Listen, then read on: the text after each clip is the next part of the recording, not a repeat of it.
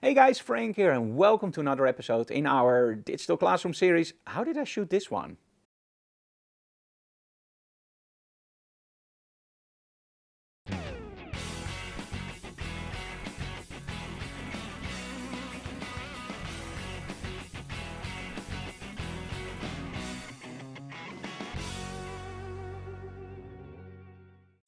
This one was shot during the workshop with Flore in Braschaat in Belgium. And this was actually the last setup of the day.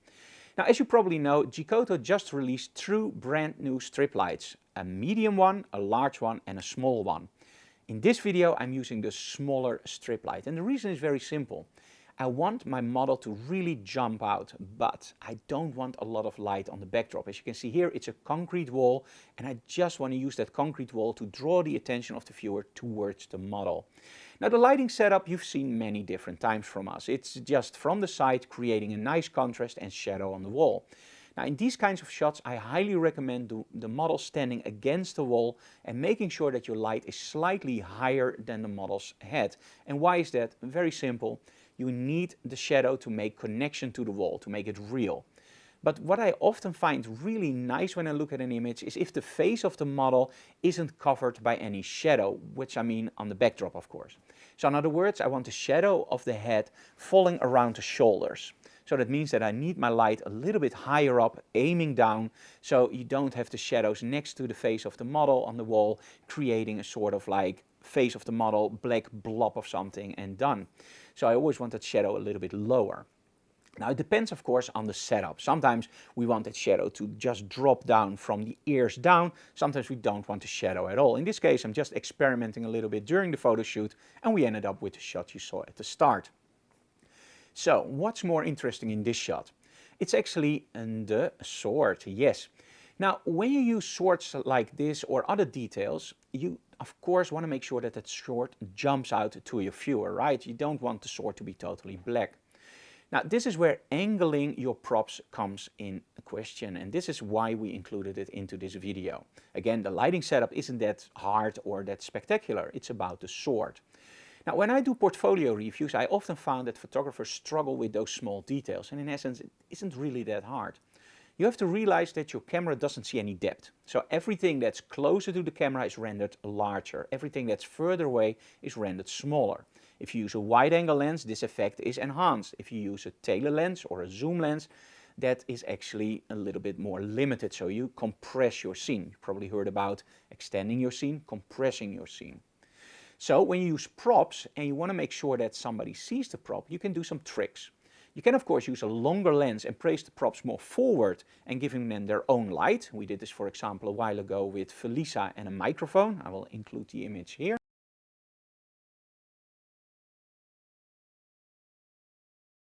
But you can also do something else, and that's actually angle the prop to fix the lighting.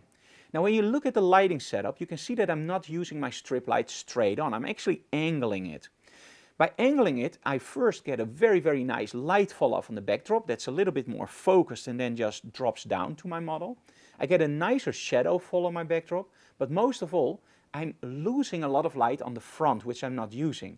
That's actually where it now comes in really handy, because now the only thing my model has to do is just angle the sword a little bit so that it just hits that light, and now you can see all the details in the sword. So when you shoot props, make sure that you do proper lighting setup. It's not all about your model. Make sure that you use a little bit of extra lighting, and a strip light is awesome for that, to also capture the detail of, for example, a sword. And turn your props to capture that light. Now, one of the things that we do in our studio that helps a lot is shoot tethered. But if you don't shoot tethered, you can also, of course, use the display in your camera. Now, most modern day cameras have an EVF, electronic viewfinder. And in my Sony, I've set it up that when I take a shot, I have 2 seconds in which I see the image that I took, and then, of course, I can see my normal viewfinder again. This is a very handy tool because, well, often you shoot those images, you are very enthusiastic in the studio, you come home, you look at those images and you go like, I can't see any detail in the sword. Yeah, that never happened to me, of course. That happened a lot, to be honest. And that's because you are focused on the face of your model. In the studio, there's often a lot more light than just your strobe, so you see all the details, you see it through your viewfinder, you take the shot, and you go like, wow, and you're just totally forgetting to check those shots. So make sure the next time you shoot something with props, you angle the props, and you need proper lighting on those props by just using, for example, a strip light and just using the edges to light your sword. Okay, enough talk. Let's take a look at the behind the scenes video and the results of this setup.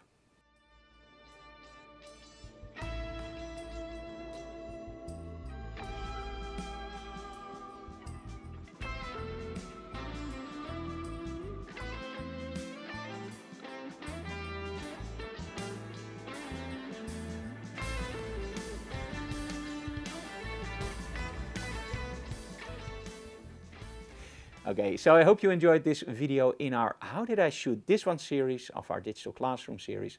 If you have any questions, just leave them in the comments below. And of course, subscribe to our channel and tell other people about our channel so we can grow. See you again next time. Bye guys.